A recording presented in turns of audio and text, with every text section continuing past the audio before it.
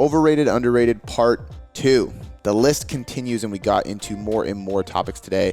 A lot of really educational, cool stuff, such as Fallout Boy, Tony Hawk Pro Skater, training on Bosu balls, completely overrated. High rep plyos for conditioning, again, overrated, bad idea, don't do that. But I won't spoil the fun. We do dive into some good stuff, I promise. It's not just jokes. There is some great stuff about programming, the 2-to-1 ratio of pull to push, and whether I think that's something smart to do. We dive into warm-up sets and if they're even necessary after a warm-up is done. We actually dive into quite a few good topics, and there are some really funny ones as well. Do me a huge favor, though. If you enjoy this style, this overrated, underrated thing, and it's not just a content fad that's going around, let us know. Comment below if you're watching on YouTube. If you're listening on iTunes, you can hit me up on Instagram at Cody McBroom, or you can email me, cody@tailoredcoachingmethod.com. Just let us know. Let us know if you like this type of content, this overrated, underrated style podcast, and what topics you would like us to rate and dive into, because we had a blast doing it, and we're totally down to do more of these if it is wanted by the audience, of course. Before we get into the episode, I do want to mention a quick sponsor. This episode is sponsored by my own app. Yes, I am sponsoring my own podcast, and that is the Tailored Trainer app. This is the one-stop shop for all things programming. So if you want smart, safe, and effective programs that are based on science and evidence through years and years of coaching real people, delivered to you through a really, really cool app that is easy to use, stress-free, and it delivers you the program every single day right to your phone. It makes it really easy to track, really easy to progress. There's tons of options. So if you want more information about that, go to tailoredtrainer.net. There is a ton of copy. You can learn all about it. There's no commitment needed, and it is less than $1 a day. So if you have questions, again, hit me up. If not, go check out the tailoredtrainer.net. Join today and get your workouts done for you. And without any further ado or further rambling, let's get into the podcast. Part 2. Overrated, underrated. Got a lot of great feedback for this episode, so we decided we were going to do a part 2. Plus, we got a ton I don't even know if we'll get them through of them all, subjects. honestly. Some of them I know I won't have much to rant on again. Yeah. But like some of them, I won't be able to help myself. Yeah. So these are good, though. They're cool. So I wonder if this is going to be a fad. You know, like Q&As will never go away because Q&A is not a fad. It's just like a thing. But I feel like Gary Vee really popularized Q&As because I've followed him long really enough. popularized overrated, underrated. I know. Yeah. But with Q&As, he was the first person to do like live Q&As.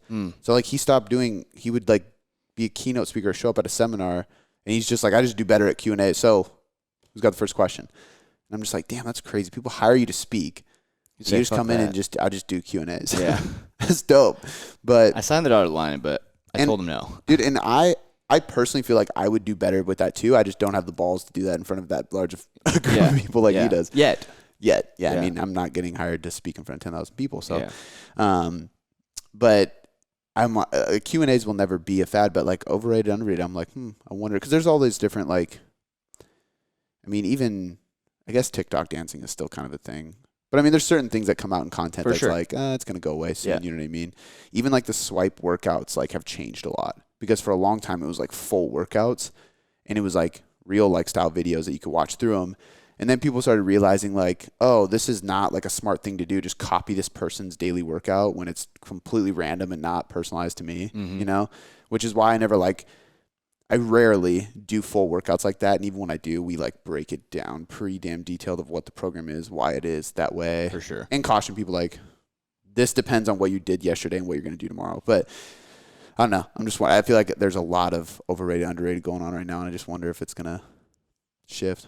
I can tell you one thing. It's fun. It is fun. Gary Vee posted a 15-second YouTube video. It was literally like anime, overrated, underrated. And it was like, I literally was like, that literally says 15 seconds. It was so short. YouTube? Yeah, on YouTube. I was like, what is he trying? You know, he's probably testing something. Yeah. That sounds stupid. It was like he uploaded his IG story to it. Yeah. I don't know. All right, cool. First one we're going to go is gluten-free, dairy-free diets. You're going to say diarrhea. Nope. Diets. Gluten-free, dairy-free diets, I would say, are highly overrated. There's just no reason for them. Dairy-free. Wow, that would be hard. Yeah, that would suck. I mean, some people have to do it, but yeah. I mean, that's the thing is like, it's overrated from a standpoint of weight loss. There's a lot of people who jump into it for weight loss purposes, but there's also these people who are obese and a gluten-free diet got them to lose 100 pounds. And it's like, that's fucking amazing. But if you peel back that onion, they went gluten-free, which means they couldn't eat McDonald's anymore because McDonald's is covered in gluten. You know what I mean? And, or like, well, I stopped eating potato chips and bread and all these things. So had no choice but to eat more meat and vegetables, you know? So, okay, well, is it the caloric restriction and the higher nutrient content food that you're eating that made weight loss? Probably. But if gluten-free diet was the avenue to get you there, that's totally fine. Yeah. Dairy-free, that's less common because, like, I don't know many people that eat that much dairy to where that's holding them back. You know, unless you're eating ice cream every day. Yeah. You stop eating that ice cream. Or yogurt. You cut. Yeah, but ice cream, you know, a little pint of Ben Jerry's is 1,000 to 1,500 calories. Oh, yeah, just for a pint. It's a lot. Yeah. So if somebody's eating one of those every day, and I could easily eat one of those in a sitting. If you cut those out, you drop 1,000 calories, you're going to lose weight. You know, it wasn't because of dairy. But it's not overrated if you have a gut problem. That's the problem. Like, some people swear by it, and this is where we talk. I think we talked about the food sensitivities on the last overrated, underrated, or maybe it was the Q&A. Yeah, I think it was the Q&A. But how those are really overrated because they don't actually tell you the whole story, and it makes more sense to eliminate food. So there are times where we eliminate a lot of foods, but I would say since the gluten-free craze started, I've noticed more and more and more that gluten is not a problem for 95% or more people. 95 is being generous too. I'd say probably 99% of people. Very rare. Celiac disease is a rare disease, and that's a disease where you can't handle gluten. If you eat gluten, like, your throat swells. Like, you know, if you're celiac, you know, it's like deathly. But for people who claim they have a gluten sensitivity, it's like, no, you just have poor health and you're bloated. It has nothing to do with the wheat bread you ate or the oats. You know what I mean? I have gluten every single day. Yeah. I'm fine. But I have dairy. You also don't claim that you're gluten intolerant. Yeah. Exactly. I think a lot of people, I've met people too who they experience bloating from stress, too much salt, processed foods, thyroid dysfunction, like other things completely going on, and they point the finger at the easiest culprit. It's like, I got to cut that dairy out. I put creamer in my coffee every day. It's like, that's not what it is. Mm-hmm. You're very stressed. You have poor digestion. General health is bad. You're not training. You're barely sleeping. Like, dairy is not your issue. You know what I mean? Dairy is probably one of the best protein sources you can get too. Yeah. I mean, that's extracting pure dairy protein. Touché. Casein. Yeah. So it could be a small aspect of it, but if you implement all those other things you were saying and continue to eat it, you will see a difference. Exactly. Yeah. So like if you check off all those boxes and you're still really bloated and have digestive issues, then it might be the dairy or the gluten. But one thing is like, it's really easy to know if it's that, because if you're experiencing that stuff after you eat dairy, it probably is that. So do this. Cut the dairy out, and if over the next 5 days your bloating like lowers or goes away completely, you know what it is. Yeah. So, and it's not that hard. Take out dairy. Don't have milk or creamer or yogurt or whatever for just a few days. If you feel better, great. If you don't, nothing changed, perfect. Put it back in the diet, right? Rather than taking a food sensitivity test. Whoa. That tells you have a sensitivity to something, which is inaccurate because of those IgG readings. And now you're restricting dairy for no reason with a frustrating diet. You can't adhere, right? You lose weight because you're dieting, but then eventually you just end up rebounding back to it. Mm-hmm. Why not diet while those things are included? It's like an inclusive diet. For sure. But overrated for sure. All right, next one is I can't pronounce this, Bosu ball? Bosu ball and unstable stability training in general. Completely overrated. Yeah. Bosu balls are those exercise balls that are cut in half. Yeah. So they have like a flat surface and you like bounce on them. Completely overrated. I've used that and a wobble board, which is pretty similar, but it's like a board with a ball in the middle. Yeah. Right after my knee surgery. But it wasn't something that we're going to really progress on this or like lift weights on it, because now they have people like squatting on it and shit. It was literally like, all right, let's just see where your knee's at, because you have knee surgery. You don't walk on your knee for 2 months. You have no stability. Mm-hmm. So stand on this and we're going to see if your muscles are firing right, because you start shaking, you know, and your knee has to respond. The muscles around it have to respond. But for training, it's just stupid. Like, I mean, people use it for like sports, for example. Yeah. I see a plethora of professional sports athletes using them. So dumb. Like, when does the court do this? Honestly. I don't know why. I'm not the trainer. It doesn't. I'm just saying some very high-level trainers of all teams use them. Horrible. And I know some really, really high-level strength coaches who shit on them all day. And I take their word over it any day because I agree with them. The thing is that any surface that you're playing a sport on or doing anything, lifting weights, anything, it's stable. So unless you're like a trail runner who runs through like soft dirt and sand trails, or I don't know. I'm trying to think of a situation where it would make sense, but the surface is stable.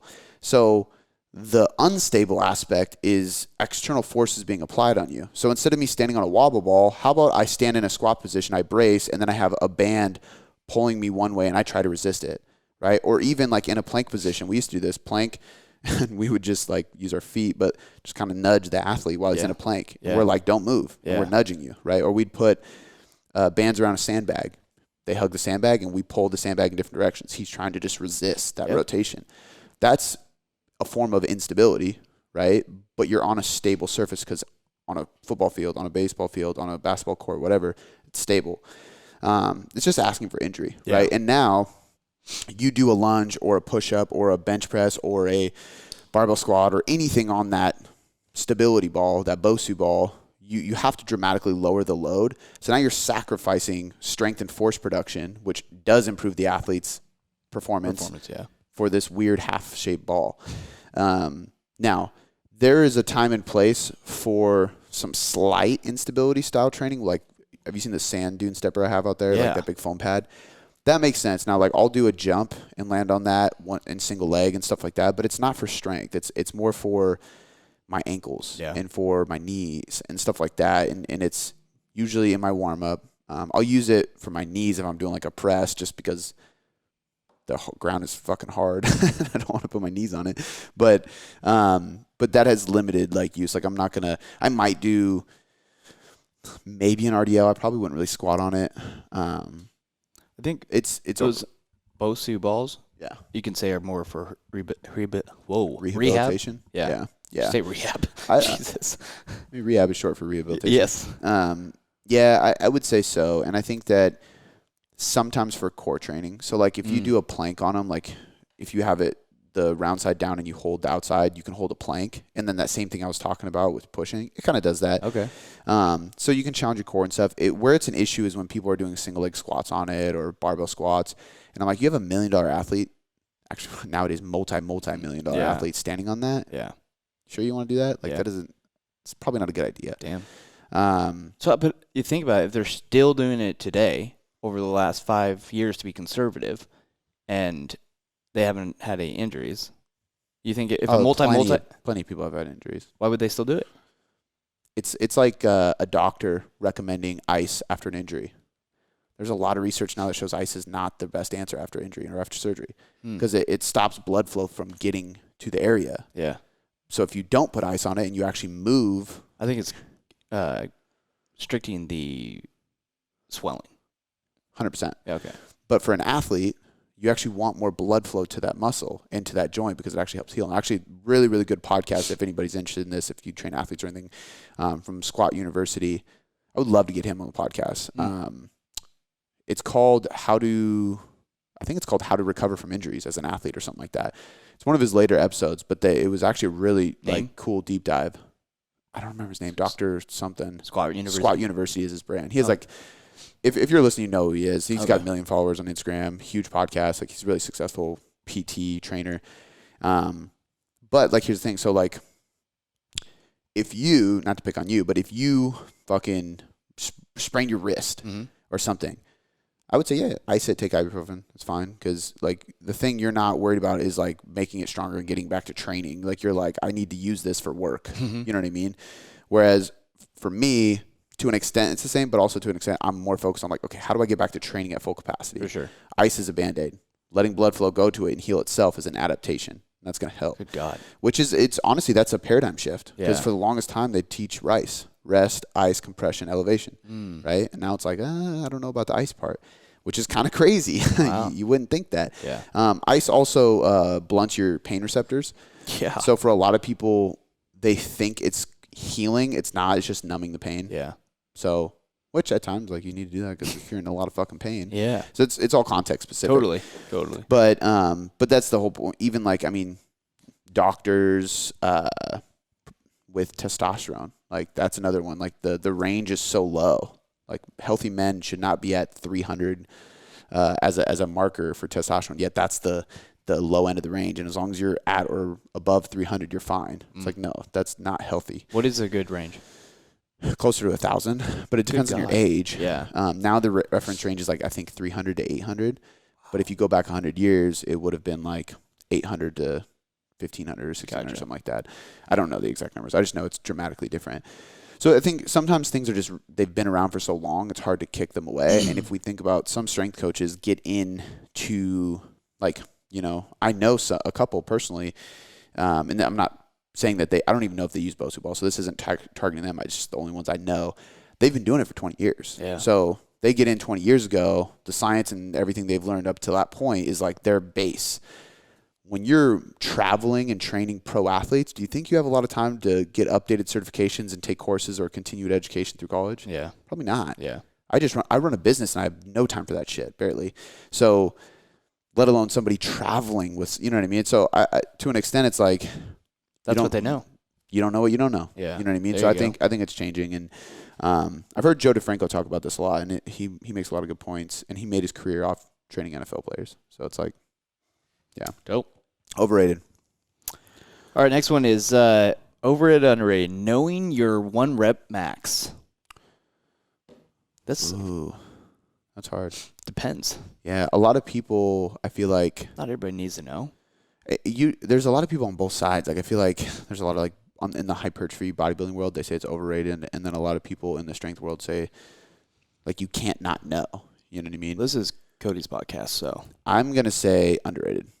Underrated. Yeah, because so and here's where I make the difference: knowing your 1 rep max and testing your 1 rep max. Because if you say testing your 1 rep max, I think people, they assume, because I used to do this all the time, and I thought this is what I just had to do to know how strong I was. Every 3 months, we test our 1 rep max. Yeah. I think that's overrated. I don't think you need to do that. But if you don't know your 1 rep max right now, it's hard to program properly. So I think understanding your 1 rep max does 2 things. One, it allows you to know what weights to use when we're using percentage-based lifts. So if I say, hey, I want you to use 70% of your 1 rep max, I don't need you to say, oh, that's 267 pounds. I need you to be like, that's around 250, 275. Just give me a ballpark, right? Now you have a North Star to kind of shoot for. And then also when you test your 1 rep max, you find what failure is. You find what max effort is. And when you take yourself to failure, that allows you to use the RPE scale and the RIR scale better, which we've talked about a bunch. And I think that's really valuable. I would also say that I think doing a high rep set to failure is more important than testing your 1 rep max. But since they asked the max, I'm going to kind of use them both interrelated. But I would rather somebody like pick a 10 RM, so we know it's like a safe load, and do as many reps as you possibly can. You know, take 60 to 70% of your 1 rep max and just do as many reps as you can. Because now you go, okay, this is my 10 rep max, and then you get 18 reps. Okay, first of all, we just redefined what your 10 rep max actually is. That's what I was just thinking. I was like, wait, what? It happens all the time. Okay. They actually did a study, and the highest was 26, and the lowest was 12, I think. So the average was 16 or 17. And out of a big group of people who all put their 10 rep max on the bar, the average was 16 reps total. Okay. So it just shows that most of us underestimate it. Yeah. But I would rather people do that, because most people I work with are geared towards hypertrophy and aesthetics and fat loss, stuff like that. I think that's more valuable. But I do think testing max effort bouts or going to failure or anything like that, just that general concept, I think it's underrated, because like people either associate it with, oh, well, if you're not playing a sport or doing like Olympic lifting or powerlifting, you don't need to know your percentages. And then the other people are so afraid to go to failure that they're like, you don't need to go to failure to build muscle or to lose fat or to get stronger, according to research, which is true. But if the majority of people are undershooting their RIR, they're going to be way under. So research basically shows you should be within 3 RIR, so 3 reps in reserve, which means you need to be 3, 2, or 1 rep away from failure in order to see maximal growth. You don't need to go to failure, because if you go to failure, it's no different than 2 reps away from failure from a muscle growth perspective. Totally. Which is great, because now we can stay 2 reps away, recover better, and still build just as much muscle without failing all the time. However, if everybody is, you know, if the average person can hit 16 reps with their quote-unquote 10 rep max, no, everybody trying to hit 2 or 3 RIR who hasn't gone to failure isn't actually hitting that accurately. So to me, it's like, if you don't max out or go to failure or find your 1RM or your AMRAP, as many reps as possible with a certain weight, you'll never know how to gauge your intensity. Totally. And that's like the biggest key to results. So I think it's underrated. Knowing. Yeah. All right, this is kind of the exact same thing. Training to failure. I mean, I guess I already answered that. Yeah. The only thing I would say differently about this one, I think training to failure consistently is overrated. There you go. Because there's a lot of people who think you have to go to failure. There's a lot of like bros and old school. They just like constantly going to failure. And I think that's just, let's kill myself. Yeah, you're going to bang up Muscle-wise. your joints. You're going to break down your muscles. Your nervous system will be fried. You're not going to be able to train very long. It's just not worth it. Yeah, I wish I knew as much as I did now about RIR and RP and all that when I first started training. Yeah. Because I would say from when I first started training, I wasn't going all out because I didn't know how to. But I would say when I turned like 20 and I started getting really serious about training at the gym, up until 25, 26, like I think I was just doing way too much, going way too hard. Yeah. Because there was no science on RPE or IR, and I was like, yep, you just got to go fucking balls to the wall, the strongest survive. Yeah. You know, like how do these jacked motherfuckers train? They're just going balls to the wall, so that's what I got to do to get jacked, you know? Yeah. Obviously, I didn't have to, but and now I'm like, back's hurt, my wrist gets fucked up. I just get hurt easily, especially for a 28-year-old. It's like not necessary. Damn, yeah. But I think, I think training to failure is underrated as a test, like I just talked about, but I think it's overrated as a reoccurring training modality. It's just not necessary. Source of knowledge is good to have. All right. Doing warm-up sets. Significantly underrated. Yeah. You should talk about it. I don't do it enough. Yeah. So I don't know. I go back and forth because, you know, if you do a really good dynamic warm-up, you actually don't need as many. You know, if a really good dynamic warm-up goes through soft tissue work, then mobility, and then some like active stretching, so dynamic stretching, and then you'll do some like explosive Activation. stuff. Oh, yeah. So that's where I'm like, if I have a squat day, I'm doing goblet squats and box jumps, right? I'm like really priming myself. So when I get under the bar, I'm way more ready. So I don't need to do like 135, 150, 175, 200, 210, 225, 240, like all the way up to 315, because by the time I got to 315, I'm just fatigued. Yeah. I just did 12 warm-up sets with moderately heavy loads.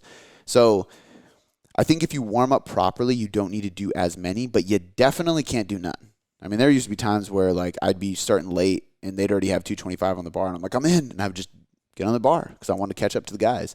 Horrible idea. Very stupid.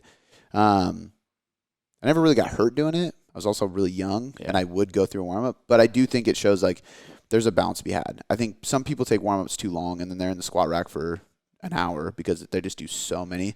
And I think you limit your top-end set at that point because you've fatigued yourself during the warm-ups. For sure. But that's not necessarily saying it's overrated, because it's underrated to say that you don't warm up, you know? I think it's properly rated because most people know you got to fucking warm up. Yeah. But some people take it out of hand, and some people just are ignorant. What I will say is overrated is warm-up sets on non-compound lifts. So I see people do this all the time. And there's some people that swear about it. And some Underrated? Overrated. Okay. So there's some people who swear by this, and those people are actually people I really respect and that are very knowledgeable. So I think it would be just like a friendly debate. Like, I don't think it's like they're wrong, I'm right. But you go through your warm-ups, you hit your squats, that's your main lift for the day, and then you have RDLs as like an accessory lift. And you do just the bar. Then you do 45s on there. And then you do your working sets, right? And then you have a lunge. You do body weight, and then you do like 25s, and then you do your working sets with 50s.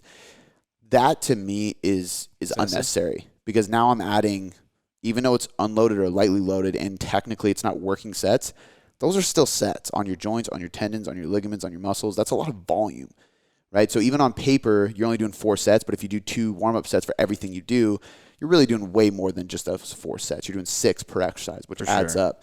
And I don't know about everybody else listening, but after I do heavy compound squats or heavy compound deadlifts, my legs are warm. I don't need to do anything else. I'll go from a squat or a deadlift right into my max load Bulgarian split squat because I'm ready. I just squatted or I just deadlifted. My legs are fine. I would be annoyed if I had to do bodyweight Bulgarian split squats and then like some 20 pounds and then some 40 pounds. And then finally I get up to the 70s or 80s or whatever I'm working with. It's just unnecessary. Yeah. So I think that's overrated. Gotcha. Cool. All right. High volume plyos for conditioning. So unbelievably overrated. Stupid. It's like, I mean, not shit on CrossFit, but Plyo boxes. box jumps, anything explosive. So like clap push-ups. It's basically like if we look at the history of plyometrics, it was used as a way to train explosivity for an athlete. So why are we doing this explosive effort, which we know does not go beyond 30 seconds max? Usually it's like 10 to 15 seconds. And we're making people do it for conditioning? Conditioning is minutes and minutes and minutes and minutes. So we're doing a minute of box jumps, then a minute burpees, then a minute plyo push-ups. Like, you're not doing plyos at that point. You're like flopping your body to get up and you're compensating. It's just, to me, it doesn't make any sense. Overrated. Yeah. And I know the person who put that one is a doctor of physical therapy, and he did that as a joke because I know for a fact he is not about that. Damn. Yeah. I was on his podcast. It's a good podcast. Bulgarian split squats. Underrated. I love them. I think that's probably the best single leg lift in my opinion. It translates to a squat very well. You can load it in many different patterns to work on different imbalances. And I think it's properly rated. I think most people look at it and they're like, that's a great exercise, but I think a lot of people just don't do it because it's fucking hard. So I'll say underrated just because people skip out on it. There you go. Kind of like the barbell hip thrust when we answered. Like, it was like, it's a great exercise, but it's overrated. I fucking hate it. I don't want to do it. This one, I think it's the opposite. It's a great exercise, but it's underrated. Most people don't want to do it, but I love it. Like, yeah. That's single leg movements are usually like where I shine. Like, that's like where I'm most strong. But nobody ever asks like, yo, how much do you lunge? On single leg. Yeah. They're like, how much you squat? And I'm like, it's all right, but I can Bulgarian split squat a lot. But, all right. This one says 1-2 push pull ratio. Yeah. Yeah. Okay. So the 1-2 push, I usually say 2-to-1 ratio of pull to push, but same thing, right? So 2 days, 1 day? No. So if you're looking at a program, you do 2 times as much pulling as you do pushing. Okay. This one's hard because if you would have asked me this a year or two ago, I would have said it is underrated. Everybody needs to do it. If you ask me now, I would say I don't know because some people take it out of context, right? And people lean on it to make it sound like their training is really smart. We don't have to worry about anything. I have a 2-to-1 pull to push ratio in my program. You'll never hurt your shoulders. And it's like, well, there's more to it.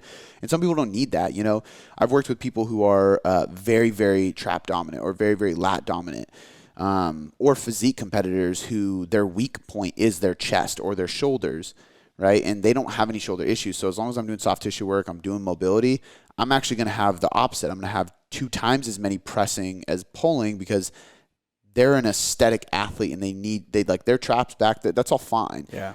Their chest and shoulders are small, so we have to press more. We don't need to pull more, you know. And then there's also people who have overactive. I remember Theo used to have such overactive traps and lats that he would have shoulder pain because his fucking lats and traps like wouldn't turn off. Like, that's why we used to call him cauliflower back. Yeah. It was just like, he didn't train his back for 2 weeks and it was like more jacked. You know what I mean? Because it's just like it wouldn't turn off. So he actually had to do like therapy to like physical style therapy to like literally calm it down. Yeah.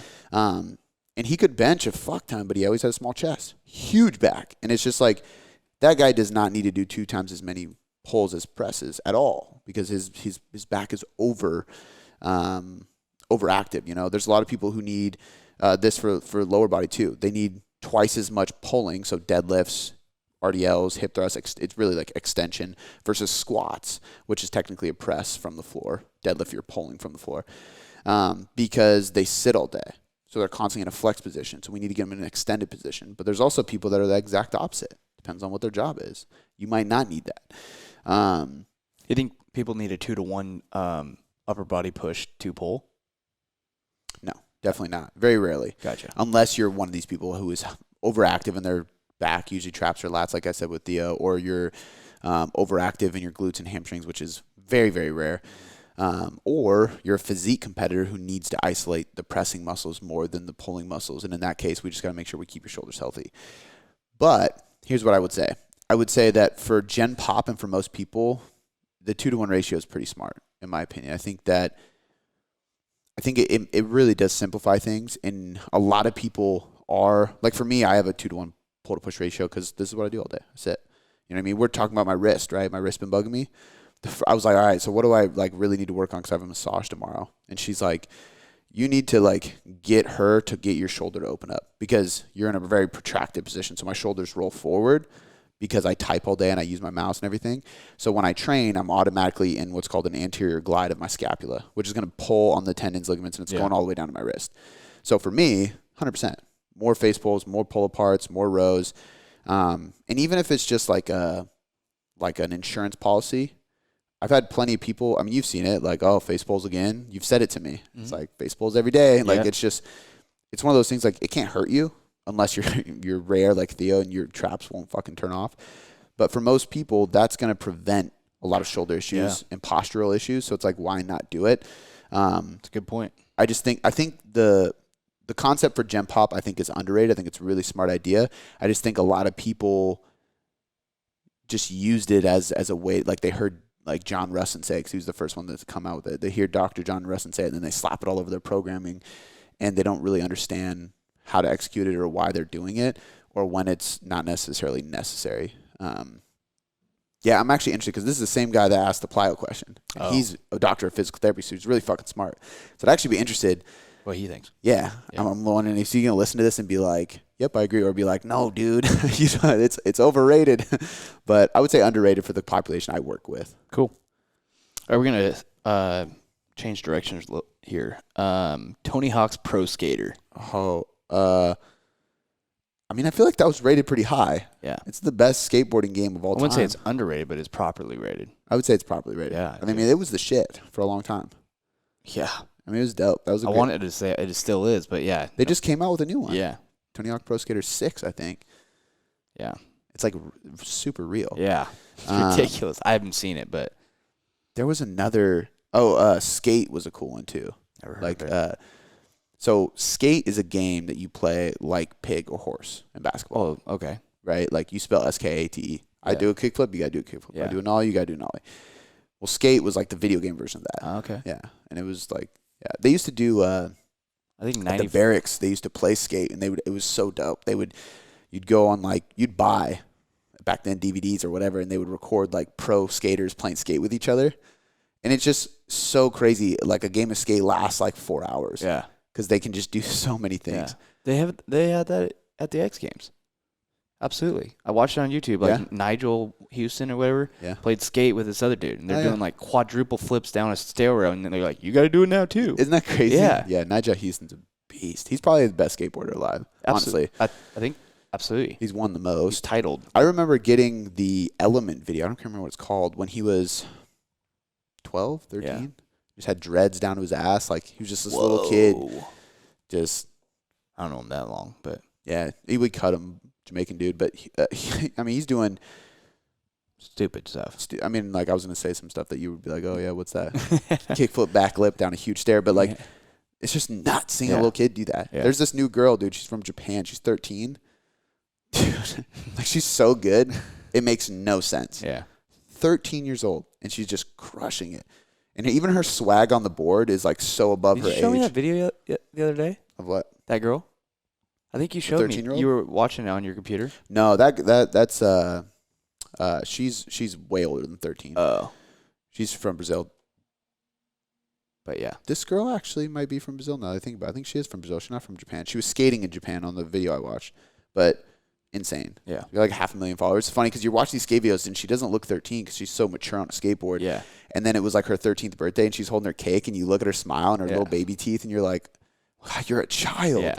And you're crushing full-grown athletes. You were like, she's doing dude stuff. Yeah. Like grown man stuff. Yeah. She's killing it. I can't wait to see her in the X Games. It's going to be fucking nuts. But yeah, Tony Hawk Pro Skater is properly rated. I think it's sick. Properly. I think in my opinion, I agree. You might disagree with this. The two best sport video games ever, Tony Hawk and FIFA. And that's not just because I skateboard and like soccer. The skateboarding one is. Yeah. Not because I like soccer. Mm. But I remember playing FIFA with my friends who never touched a soccer ball and hated soccer. Yeah. But FIFA was just sick. Yeah. No, you're... It's a very easy game to jump in on play. Definitely.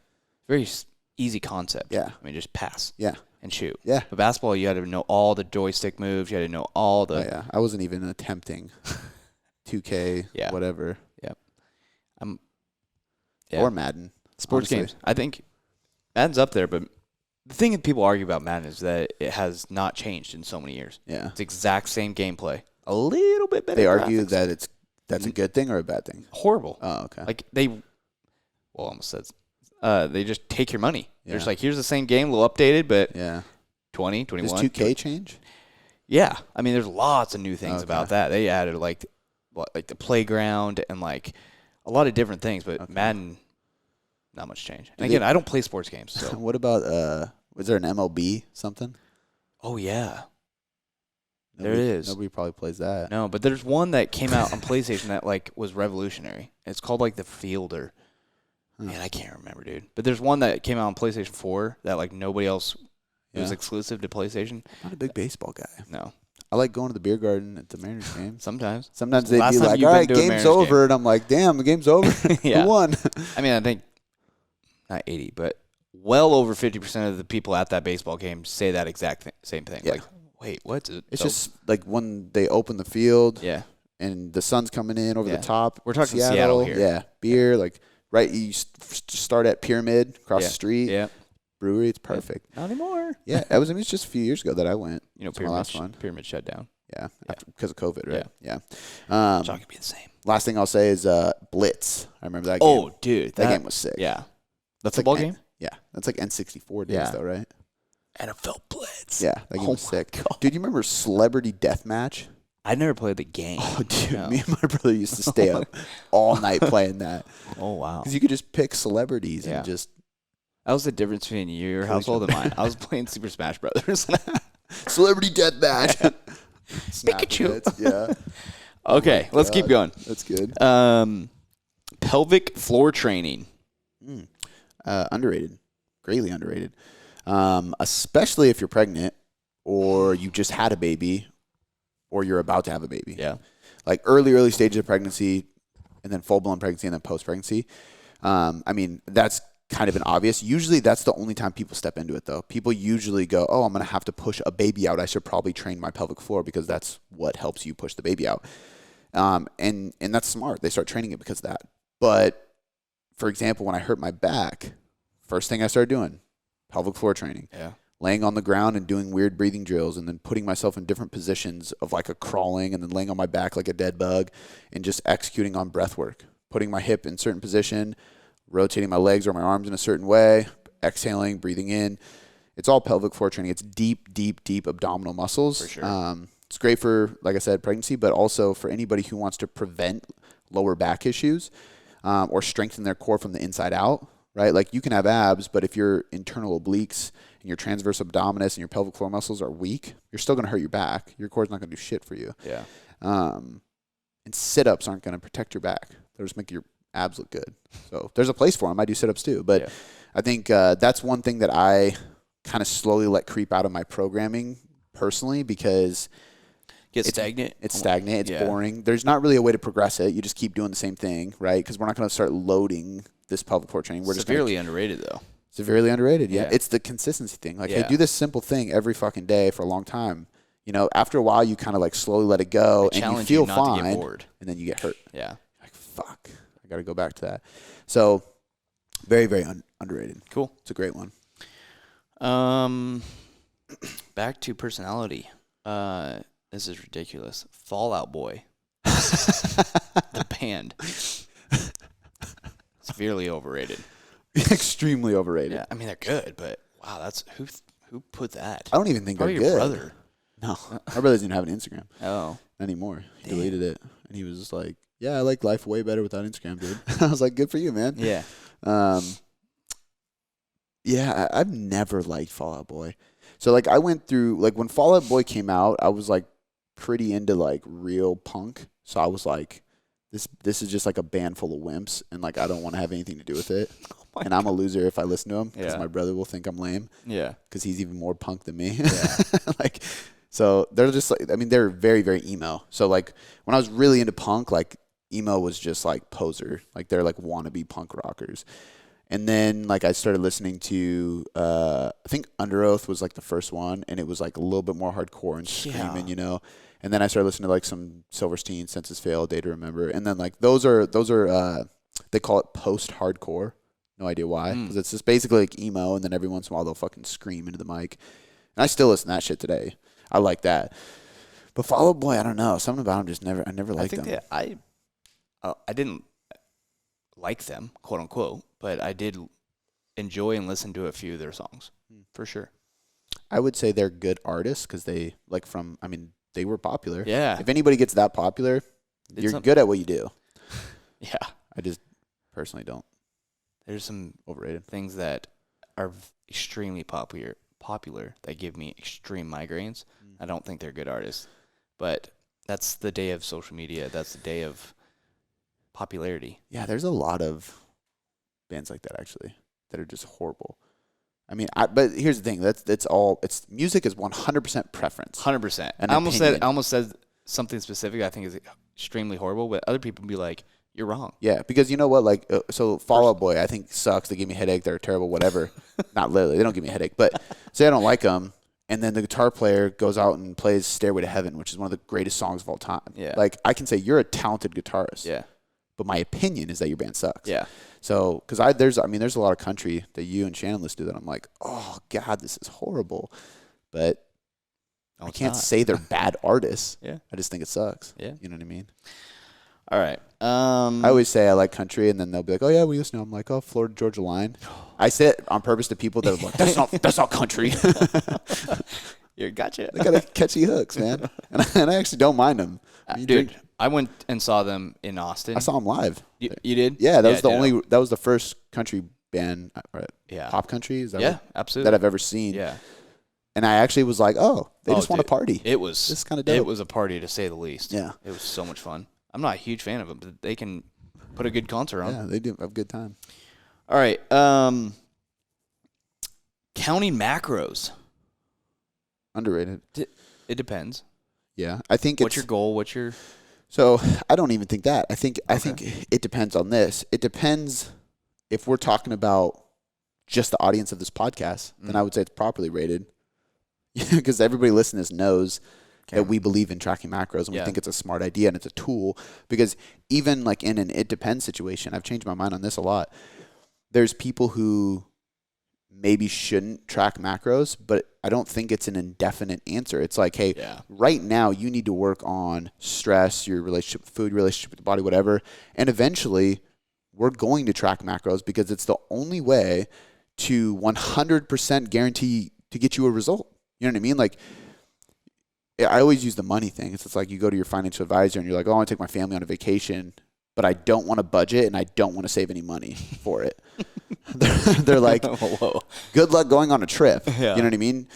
There's no way to predict that. So you can say, well, I'm just going to intuitively, like maybe I won't spend money. Maybe I will. If there's some money at the end of the month, then great. And we'll go, Yeah. But that only works so long, or it doesn't work at all. So at that point, you're like, okay, we're going to fix your relationship with money first and like priorities in life, and then eventually we'll put a budget plan in place that you can adhere to. Macros is the same thing. Yeah. It's like you might not be there yet, but eventually you will be, because if you come to me with those issues, you're still coming to me because you have those issues that you want to fix, and you want to look better, feel better, and aesthetically change your body. Yeah. Right? That's why you hire a nutrition coach. So we might not use it yet, but we'll get there eventually, and then we might not use it forever, and we'll remove it eventually. But it's like part of the path to get you to where you want to be. So most people listening to this podcast know that I think that way, so I think it's properly rated from that standpoint. But I think globally, if we just look at nutrition outside of our bubble, like people reading magazines, people watching Good Morning America and random shit like that, they see Dr. Oz and they're like, oh, this is a great nutrition talk. And Jillian Michaels, who is, dude, I almost feel bad for her at this point. You know who that is? There's an artist. Jillian Michaels is a very, very famous fitness celebrity trainer. She was like the original Biggest Loser. Oh, yeah, I do know. There's Dude, also she's coming out with this content saying, like, claiming these things or talking about nutrition, and she's like brutally wrong about everything she says. Like, scientifically so far off. And all these like doctors who are really smart, some that I've had on this podcast, are creating content that's going viral, just shitting on her and calling her out like, that's wrong, that's wrong, that's wrong, that's wrong. And it's just like, at this point, I feel bad for you. wow. Just stop making videos about stuff you don't know. Yeah. But my point with that is, you know, like Dr. Spencer Nadolsky, who I've had on the podcast, really smart guy. He made one shitting on all of her claims. He's a very smart guy. And he has a huge following, hundreds of thousands of followers, but she has millions, right? And she has millions of followers who don't even have Instagram because they're middle-aged parents who could care less about social media, but they get their info from ABC and magazines and Facebook and Google and all these places where they find Jillian Michaels, you know what I mean? So to those people, to all the people outside of our bubble, I think it's vastly underrated. It's the path. Yeah. Like, it's a tool. To go off of that, what about meal frequency? That's a good one. I think if you would have asked me... Has your mind changed? Yeah, dude. That one, this is one that has changed on quite a bit.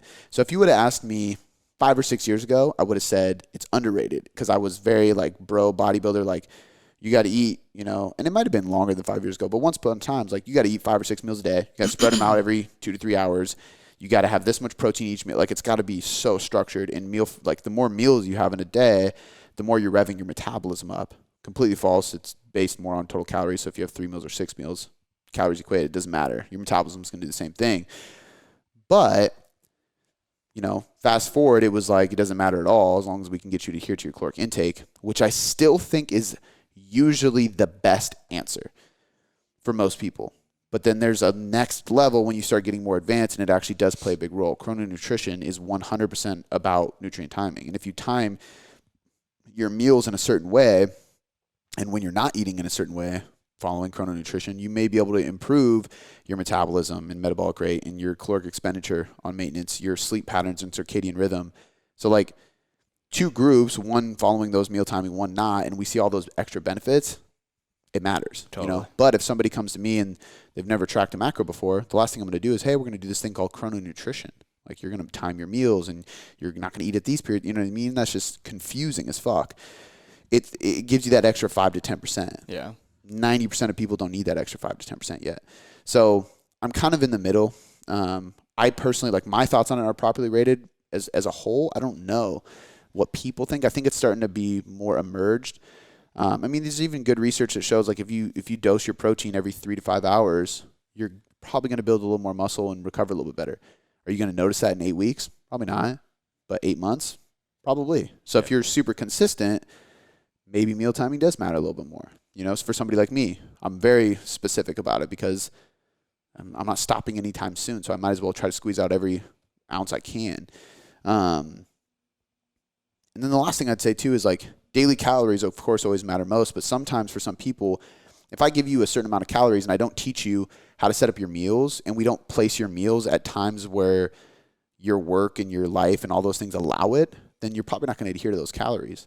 So now meal timing can actually be a tool to adhere better to your total caloric intake, which we know is the most important thing of all, right? So I think it's, based on all that, I would say it's underrated. Yeah. Yeah. I think right in the state of the nutrition coaching world, I think most people think it's not a big deal, but I would say it's underrated at this point. Totally.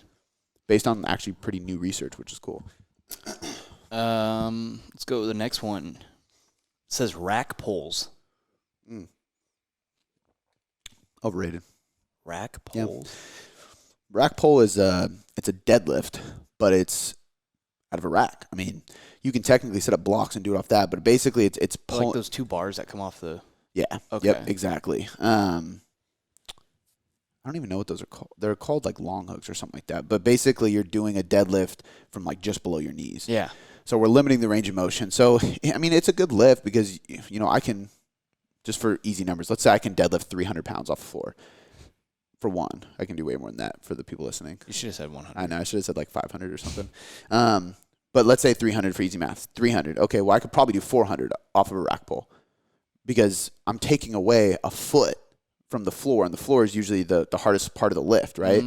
So it's a good way to overload your nervous system, overload your grip, overload your lats and your back and the top end range of the movement, especially if you have a sticking point at the top, at that last bit of extension. You can work on that. People used to talk about like rack pulls for lats. Like you can because you could overload the shit out of your lats on those. So people would swear by like, you got to do more rack pulls to build your lats. I would disagree with that because you don't do high amounts of volume on your lats. I think you'd get way more out of doing a bunch of pull downs or something, or straight arm pull downs or something. Yeah, I think they're overrated. Cool. I don't use them that much at all. I think they're good for powerlifters as an accessory if you need it, but everybody else are kind of overrated. Organic foods. Overrated. Yeah, nowadays. I think we might have done that. I don't know if we did or not. Yeah. Organic is like someone must have asked it twice. It's a tricky statement. Yeah. So you can get away with a lot now. Yeah. Like, I hope you like said Foster Forms. I know that would have been funny if I said the opposite. I changed my mind in a week. Like Foster Farms, for example, they have organic and they have regular. Like, let's go tour and see what separates that. Is it just like a fucking string? You tell me those pesticides and hormones don't spray over to the other side? Like, organic is not like really. I would rather shop local than organic. Yeah. Local is typically done by the same exact standards, except they're farmers who don't feel the need to pay a bunch of money to slap organic on their label, and they like if I go to a local butcher, like when we go to Blue Max, that's from a cow who was in our town. Yeah. Like literally. Yeah. Not from a cow in Florida or Brazil or Europe or wherever they're shipping products from. Yeah. You know, there's products being shipped all around the world. Same with fruit. You go to a local farmer market, that produce hasn't traveled as long. The longer that fruit has to travel on train, bus, flight, wherever it's going, trucks, there's more like time for bacteria to build or bugs to get into it. Totally. Period. So I would just much rather have local than organic. Like even with grass-fed was a thing for a while, but then they started realizing like, you know, if you let your cow eat like a couple strains of grass before you shoot it, it's grass-fed technically.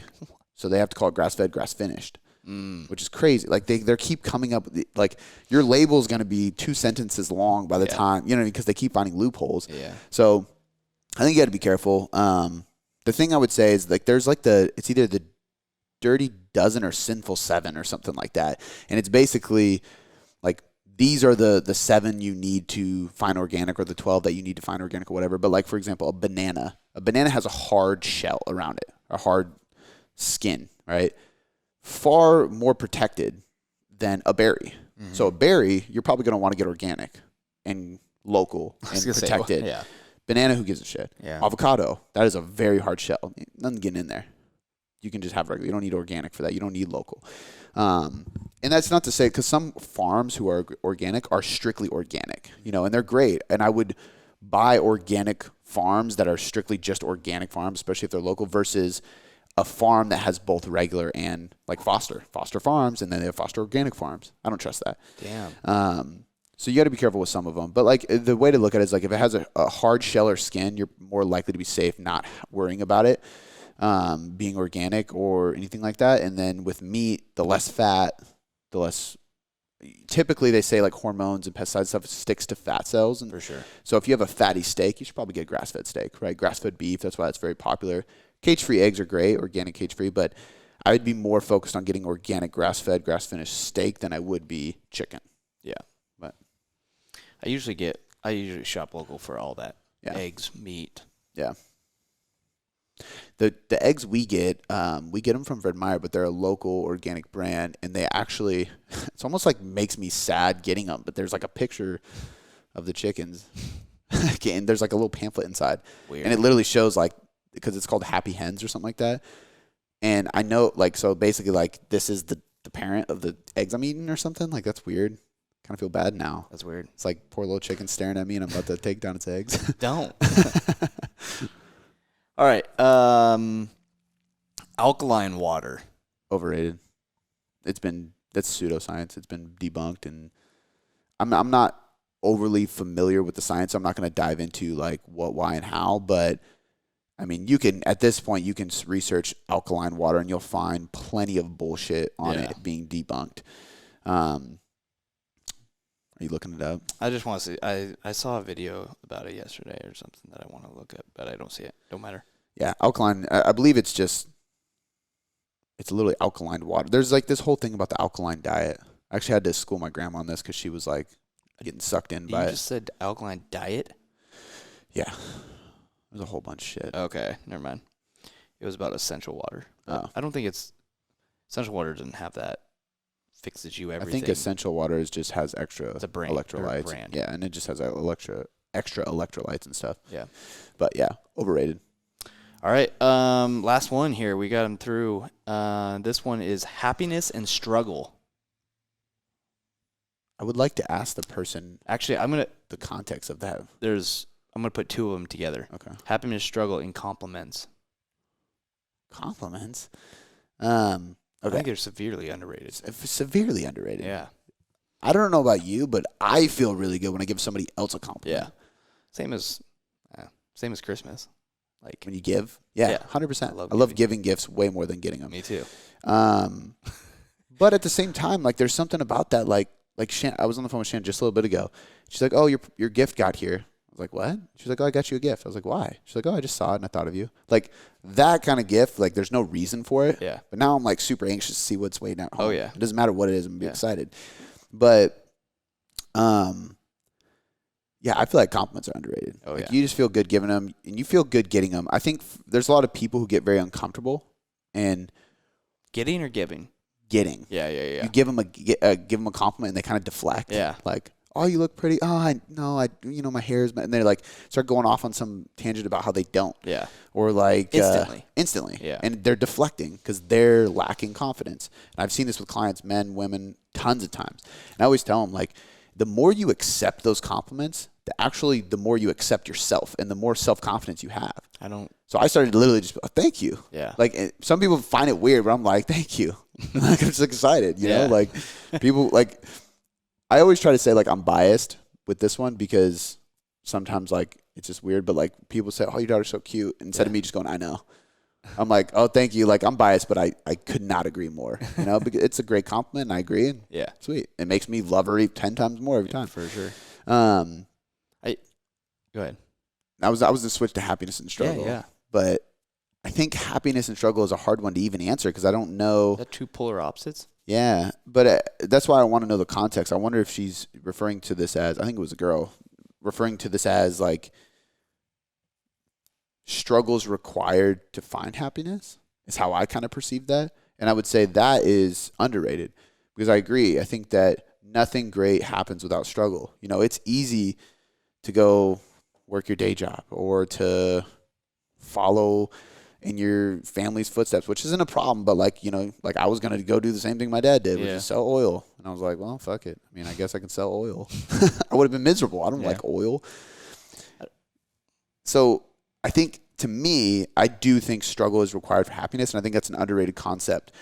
Not necessarily that I think people would argue with me on it, but more so that people just don't do it because they're afraid of struggle, which I get. I mean, challenge, change, new things, stepping out of your comfort zone, that's just not easy, period, you know? So, I don't know. I think it builds you a lot. 100%. Builds character, builds work ethic, builds, yeah. I think the compliments do too. Yeah. Like, more so like, when I started doing the whole, like, appreciation text every day, like, after a while it got stale because it was like, love you, appreciate you, you know, I honor our relationship, like, very simple things, and I was like, I got to do something different because now I'm running back to the same cycle of people. Yeah. And saying specific things about people that I've noticed and taken away that I appreciate about them, like that changed who I was as a person. Because it was almost like I'm looking to find things I appreciate about these people to make them feel better because I know it's going to affect how they operate in their day. Yeah, it almost forces you to get to know them better too because you're looking for something specific. 100%. 100%. Guaranteed. Guaranteed. I think, so complimenting is underrated for sure. I think struggle for happiness is underrated, but I don't know if that's what she meant. Yeah. You know? My love language is gifts, obviously. No, and by no surprise. Yeah, and Josephine, I won't say she gets mad at me, but she gets very respectfully irritated with me because there's shit showing up at our house all the time for her. Yeah. And I'm just like, I call myself the infomercial guy because there's more. Oh wait, because there's more.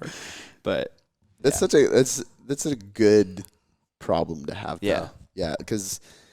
But I think that's it also the other day, this is like just a week ago, we were eating breakfast before I left to work, and it was on Friday last week, and Shannon had said something about she wanted like just like a little dinky cross necklace. Yeah. She was literally she was telling me about something, she was stressed out and she just wants God close to her heart. She doesn't have a cross, blah, blah. I was like, oh, that's cool. It was very brief, just simple conversation. She wasn't hinting at anything. But that kind of stuck in my head, and I had to go to the mall with Blakely anyway. Yeah. So I picked her up a necklace, and then I gave it to her that night, and it was the dopest thing. But she was like, I didn't even think you were really listening, because sometimes I don't. But stuff like that, that's important because one, it reaffirms to her I am listening. Number two, it makes me listen because I want to pick up on things because gifts like that are way more meaningful. You know what I mean? Or even dude, the fucking bike you guys brought in. We're I don't think you noticed, but when we opened the bike and then Josephine had the little bag with the helmet in it. Yeah. She was like, oh wait, and there's more. Yeah, I didn't know. Now I would have looking back, but we were expecting just get her outfit or something. Yeah. And I see you walking up with this huge box on your shoulders. And I'm I literally was oh my God. Shannon's what? That's why he can barely carry it. I specifically didn't tell you what it was. And I was saying, I want this thing out of my living room. When you said that, I was well, dude, what the fuck is this thing? I figured you were going to text me what the heck is it? Yeah. But I was I wanted to, and you didn't. And I was all right, well, forget it then. Don't have to make something up. She was so stoked. That was a dope gift. But yeah, that's if any takeaway from this, give more compliments. Yeah. And fucking put yourself in struggle because it'll lead to happiness. I think that's a good way to end it. Dope. Yeah. All right. That's the end of this underrated, overrated. Let us know what you guys think. And if you have any more, DM them to Cody. Yeah. And we'll do it again if you guys want. Cool. Have fun with it.